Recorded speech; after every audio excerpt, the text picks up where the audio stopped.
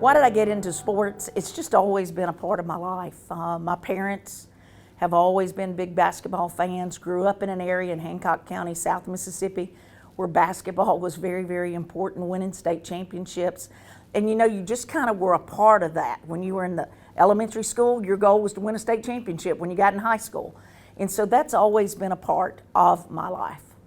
I just look at it as a God-given opportunity to be able to impact lives in women and people from all walks of life. I also believe that being in sports, particularly coaching, is called. I think it's a calling by God to be able to do that, because I just think it's so important that we all understand that it's so much bigger than X's and O's. It's so much bigger than just getting out there with officials. It's so much bigger than that, and it's about helping young people mold themselves, grow and mature. And like I am a mother, and so tough love with your team, tough love with your children, all that is so, so important. And you have to help them better understand that, life don't always serve us what we want. Sometimes we have to be able to go after it. I think also, as a female in sports and being a mother, I think that's totally different than just being a female, to be very honest with you. Because I think being a mother, my husband and I have 2 children. My daughter's a nurse practitioner, Whitney. My son is an assistant coach at Arkansas State on the women's side, Connor. And I think as a mother in coaching, when that happened with me in 1991, when I became the women's basketball coach at the University of Memphis, my ultimate goal at that point was to let young women know that you can have a family, you can have a career, and you can be driven, but you have to balance life. And I will be honest with you, that's probably something I'm still not very good at. But I think that I felt God put me in that position to be able to let women understand you can be driven, you can go forward, you can press on, but understand that you're going to have to sacrifice. That mother's going to have to sacrifice for her family, for her children, for her team. And I think that all comes being a part of sports. I don't really have one golden nugget to give you, but the one thing that I can say that I guess would be my golden nugget is God's going to place something on your heart for you to do. And you got to pursue it, no matter what it is. And I think at a very young age, He put that on my heart, because I think that women that want to get into sports must understand, I think the biggest word of all is sacrifice. It's not about you anymore. It's not about if your hair's ready. It's not about if your makeup's right. It's not about what you're doing. It's about a whole lot of other people that are dependent on you.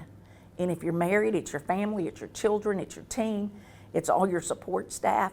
And so I think sacrifice is the biggest word that people have to understand.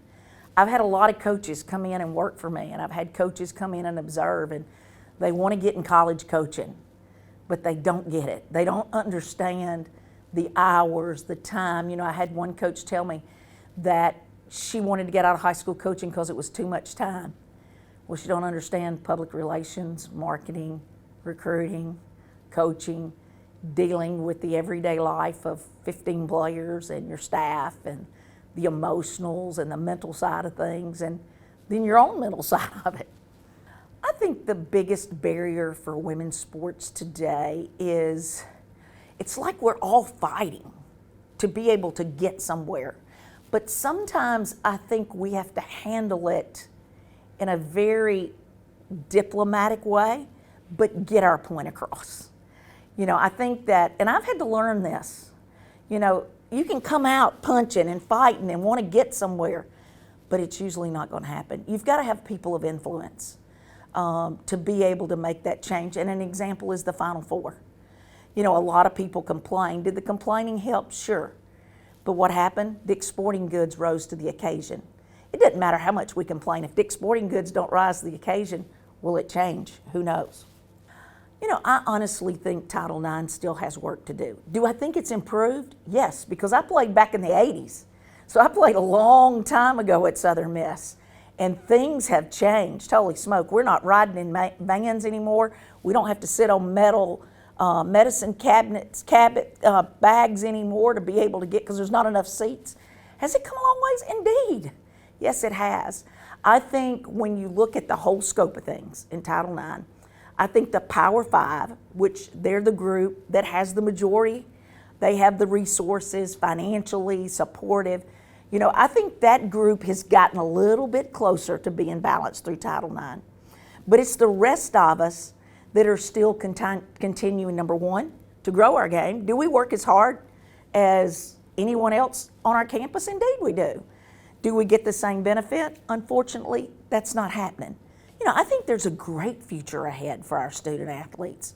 Number one, the academic resources, the university's overall commitment to providing women with an opportunity to get free education, academic resources, social resources, all the things that are needed for them to be able to be successful outside the game.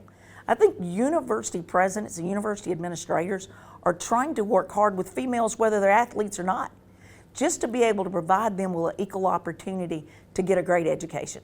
I think they're doing a fantastic job.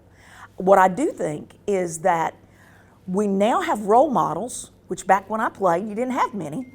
You know, we now have role models that we can look up to. We have people that can mentor our young people today to help them understand that, you know what, it's not happening like that.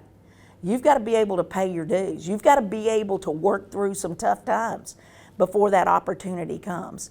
And so I think our future is great, because I do think school administrators are very supportive in providing opportunities for women. I think at Southern Miss, our school administration does a tremendous job providing opportunities for education and playing in sports.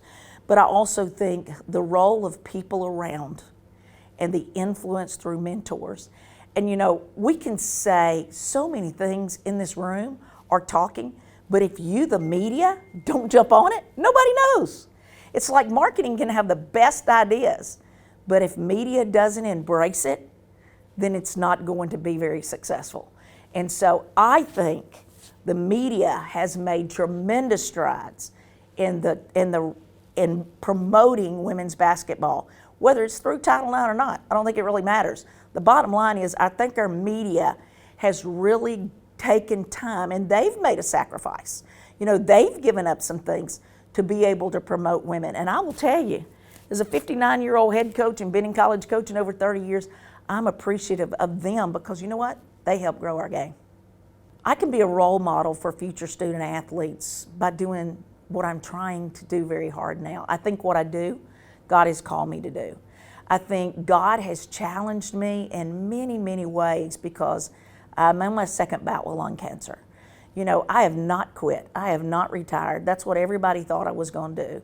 But I think God's given me the strength and the will to press on, so that when our young girls, and people in general, I'm not just talking about girls, but young boys, even to my own children, that, you know, when you're faced with life and death, what are you going to do? I'm not scared to die. But so you don't worry about it. You can't think about what's going to happen. You got to think about what you're going to do for someone else. Because you know what? Life's not about you. Life's not about me. Life is about making a difference in others' lives. And I just hope through what I currently battle is that young people and people around me can understand that drive, determination, and a love for what you're doing is a must. And you got to give God the glory through it all and look for Him for guidance.